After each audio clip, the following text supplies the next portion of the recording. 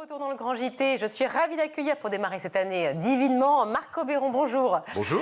Merci d'être avec nous, on vous a déjà reçu sur School TV, sur ce plateau. Vous êtes fondateur du festival international le Cinema for Change. Ouais. C'est un festival qui est génial, dont on va parler évidemment dans quelques secondes. Juste avant cela, vous êtes producteur, Marc Obéron, et tout a démarré avec ce film dont le titre est 8. Ouais. Et je vous laisse le pitcher mieux que moi, mais je sais que c'est l'histoire de 8 réalisateurs. C'est gentil, parce que ça remonte c'est quand même magnifique. C'est-à-dire que c'est très rare d'avoir. On a en tête tous 8 femmes, qui est un très beau film. Ouais. On a en tête tous, en fait, ces exemples de producteurs qui ont essayé avec plusieurs réalisateurs. Ça n'a pas toujours été un succès, mais le vôtre, oui. Oui, il y a une particularité. En fait, moi, je me suis intéressé en 2000 à la campagne de Kofi Annan qui s'appelle les Objectifs de développement durable. Donc, à l'époque, il y en avait 8, maintenant, il y en a 17. Et j'avais invité 8 réalisateurs à me dire comment ils voyaient le monde à travers ces sujets, en réalisant chacun une histoire qui les touchait. Et effectivement, l'aventure a été une longue aventure de 7 ans avec Jane Campion, Gus Van Sant, Wim Wenders, Abderrahmane Sissako, Yann Kounen, Gaspard Noé, Wim Wenders. Sacré nom quand même. Et le dernier, super nom. Et Gaël Garcia Bernal, bien sûr, voilà, tout à fait. Et quand je fais ça, c'est que je fais le tour, parce qu'on a tourné un peu partout dans le monde, parce que chacun était plus ou moins à un endroit, et on est parti tourner. Et chacun s'y est beaucoup investi et a tourné un court-métrage pour partager son point de vue. Et quand on a lancé le film, franchement, je ne savais pas où on allait. Moi, mon métier, comme vous l'avez dit, c'est de produire. J'ai fait ce film.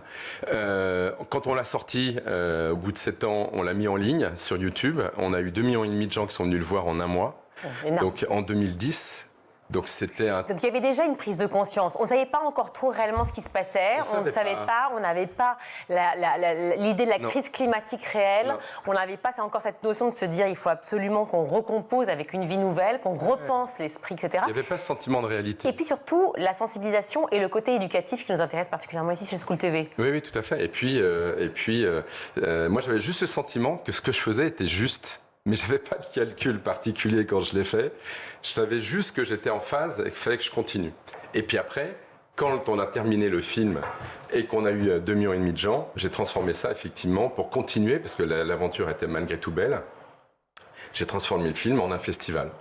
Voilà. C'était le temps presse, c'est ça? Qui s'appelait le temps presse. Non, mais vous savez tout. Le temps presse, et oui, mais non, mais ça veut dire déjà beaucoup de choses. C'est-à-dire que le temps presse, on a peu de temps effectivement pour faire basculer les choses, pour pouvoir transformer l'essai. Oui, puis c'est intéressant parce qu'à l'époque, quand on l'a appelé le temps presse, on était dans cet état d'esprit. Il y avait un truc, parce que ça peut être un peu anxiogène, le temps presse. Ça l'était. Mais en même temps, pas grand monde écoutait, donc on avait le sentiment un petit peu de se battre un peu dans le vent et de pas vraiment avancer. Et donc on poussait, et on était, c'était une bagarre. C'était pour moi le temps presse, l'époque du temps presse, c'était une bagarre. Et puis il y a 5 ans, on a créé un événement cinéma qui s'est appelé Cinema for Change, dont la presse a beaucoup repris le nom. Et je me suis dit que c'était un message, qu'il fallait qu'on vienne à quelque chose de plus accessible. D'où Cinema for Change. Ce Cinema for Change, ce festival, on va en parler justement. Alors, il se passe en 2 phases. La première, déjà, c'est la phase des longs métrages. Racontez-moi. Donc, ça aura lieu du 8 au 12 avril au Pathé Palace cette année. On va projeter à peu près 6 longs métrages qui seront suivis des débats. Donc, on est en train de finir la sélection, donc on ne va pas effectivement développer ça maintenant. Mais le principe, c'est on va au cinéma, on assiste à un film et c'est suivi d'un film le film va être suivi de la présence d'experts ou de personnalités influentes qui vont parler des sujets qu'on va traiter. Alors on a toujours bien sûr l'égalité femmes-hommes qu'on met toujours au centre de notre axe dans tous les sujets que l'on a. Mais voilà, on est en train d'ouvrir d'autres sujets cette année et on en aura plusieurs. Mais le développement durable aussi quand même est au centre du festival. En fait, il y a un thème choisi, donné. En fait, le thème c'est l'engagement. Alors c'est extrêmement large. C'est tout ce qui va avoir un impact sur vous et sur moi dans nos vies. Donc c'est extrêmement large, mais en fait c'est tout ce qui a un impact qui va nous permettre de mieux vivre notre vie ou de la subir. Ça s'appelle les objectifs de développement durable. Alors c'est très institutionnel, il y a 17 sujets, mais voilà, on va parler de paix et justice, on va parler de l'environnement, de la biodiversité, de l'impact du climat sur les océans et les mers, on peut parler de la qualité de l'air, enfin c'est tous les sujets qui aujourd'hui ont un impact. Moi je m'y intéresse et j'utilise l'émotion des films pour éveiller les consciences et embarquer les gens, mais surtout utiliser l'émotion pour que les gens passent un bon moment, parce que c'est du cinéma, je suis producteur, j'adore mon métier. Oui, vous avez donc raison. On commence par ça, et après on embarque les gens dans un débat avec des gens, parce que j'ai pas leur expertise, et on a la chance d'avoir des gens qui ont une connaissances extraordinaires sur certains sujets et ils viennent le partager. Donc ça, c'est la partie cinéma. Juste par rapport à cette partie-là, ces réalisateurs, c'est vous qui allez les chercher, c'est eux qui viennent vers vous, comment ça se passe? Quand on est engagé justement, quand on a envie de défendre des idées via le cinéma, comment s'opère cette alliance? Alors ça fait 20 ans que je fais ça. Donc aujourd'hui, on va dire qu'on travaille surtout avec les distributeurs et ils savent ce qu'on cherche. Et puis nous, on cherche aussi, parce qu'on regarde ce qu'il va y avoir aux Oscars qui va arriver là, on va regarder ce qui va arriver à Berlin. On n'aura pas les films qui vont aller à Cannes parce qu'on ne pourra pas les avoir, on est avant. Mais voilà, mais donc on va aller effectivement chercher, et puis on va aussi chercher des films qui sont déjà sortis, qui font partie de la vidéothèque mondiale du cinéma, pour lequel on va, je peux juste vous en dire un, et puis je n'en dirai pas plus, on va projeter Le Grand Bleu pour parler de l'impact du climat sur les océans et les mers. Fantastique. Donc voilà, donc du bon cinéma, un bon kiff autour de ça, et puis à côté on fait venir des gens qui connaissent extrêmement bien le sujet et on va expliquer aux gens pourquoi effectivement les phénomènes qu'on a aujourd'hui arrivent et pourquoi les tempêtes sont plus importantes, pourquoi il y a des cyclones plus importants, voilà, pourquoi tout ça nous arrive aujourd'hui. Ça c'est côté long métrage, qui est déjà une partie très importante et formidable parce que c'est encore une fois sensibiliser le grand public au développement durable, à tous les sujets d'engagement dont on vient de parler, notamment l'égalité homme-femme, vous l'avez dit. Il y a aussi ce festival qui reçoit donc des courts-métrages. Combien de courts-métrages reçus? Alors, on en reçoit à peu près 300 chaque année. On a créé un comité de visionnage maintenant qui est externe parce qu'on a 3 catégories. On a des enfants, des collégiens, lycéens et des étudiants qui participent. La particularité, c'est que les jurys de la compétition court-métrage sont les élèves dans les écoles.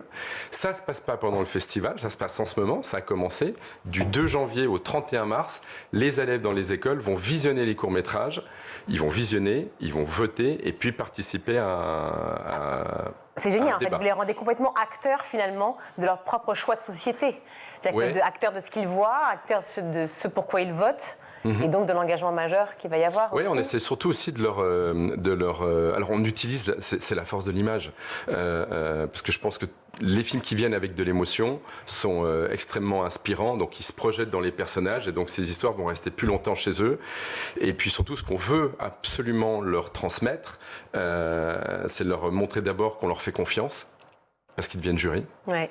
Et qu'un jour, voilà, et que même s'ils sont jeunes... Ils sont petits citoyens. Et donc ils sont petits citoyens, mais exactement. Ouais. Et que par rapport à ça, justement, futurs votants, l'idée du vote et de la valeur du vote, pour nous, est essentielle parce que ça nous permet effectivement de leur dire qu'ils ont un pouvoir dans notre société aujourd'hui. Donc ça veut dire que si un établissement, un chef d'établissement, des professeurs regardent notre échange, et ils sont nombreux évidemment, on le souhaite, grâce au QR code qui va s'afficher, je l'espère, eh bien ils vont pouvoir, notamment, ou le lien, eh bien ils flashent et ils peuvent effectivement vous joindre, se connecter et récupérer. Ils s'inscrivent, c'est gratuit, ils peuvent aller sur cinemaforchange.org s'ils n'arrivent pas à...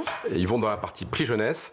J'ai une classe, j'ai une école, je m'inscris, c'est gratuit, c'est de maintenant au 31 mars, ils peuvent faire participer leur école ou leur classe, et c'est extrêmement simple. Et surtout que ces films, on est d'accord, Marc Oberon, permettent des discussions en classe, qui sont des discussions qui rentrent dans le cadre finalement du programme scolaire. C'est-à-dire que ce sont des discussions qui s'opèrent sur la citoyenneté, sur l'engagement, sur le développement. C'est tellement ça. C'est toute l'idée en fait. C'est d'amener, c'est de permettre aux jeunes de pouvoir s'exprimer.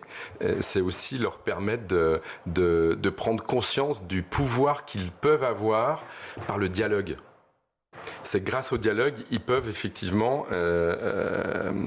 gagner ou tout simplement franchir des niveaux de relation avec les autres. Donc l'idée du dialogue, l'idée de la responsabilité, l'idée de la citoyenneté, l'idée de la République est vraiment au centre de nos sujets. C'est bien de remettre ça au centre du sujet, comme vous le dites. Je le dis quand même, je crois que c'est de nombreux pays francophones, beaucoup en Afrique. Mais c'est extraordinaire, parce que c'est pas un festival... Alors, les festivals nationaux sont formidables, bien sûr, mais là, on est vraiment sur un festival international. Ouais, on a plus de 17 000 élèves qui ont participé à la dernière édition dans 21 pays francophones. Ouais. Pour l'instant, on n'est que francophones.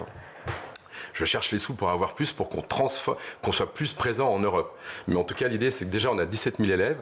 Là, on s'attend à dépasser les 20 000 élèves, voire même plus. Et puis, la belle histoire, c'est que ça fait 14 ans qu'on fait ça. Donc, d'année en année, l'addition de tout ça fait que cette année, on va dépasser les 100 000 élèves qu'on a sensibilisés à tous ces sujets par le cinéma, par l'éveil, par la discussion, par le dialogue. Et puis je peux vous assurer, on pourra en faire quelques-uns. Puis la petite histoire aussi, j'en profite. J'ai commencé avec un de mes enfants, ils étaient 30. Et aujourd'hui, voilà, ils sont plus de 20 000 à participer dans une vingtaine de pays. C'est pour dire, hein, c'est pas... Bravo. C'est le sujet qui est fort. Je ne peux que dire bravo. On rappelle juste les dates et on rend l'antenne parce que je vais me faire tuer. Les dates du festival. Du 8 au 12 avril. Ouais. Et puis les inscriptions, c'est maintenant. Et pour participer jusqu'au 31 mars. Voilà, le QR code qui s'affiche une nouvelle fois. Merci beaucoup Marc Obéron d'être venu de m'avoir reçu sur le plateau du Grand JT, fondateur du Festival international Cinéma for Change. Merci à vous. On va tout de suite retrouver Louisa pour sa chronique.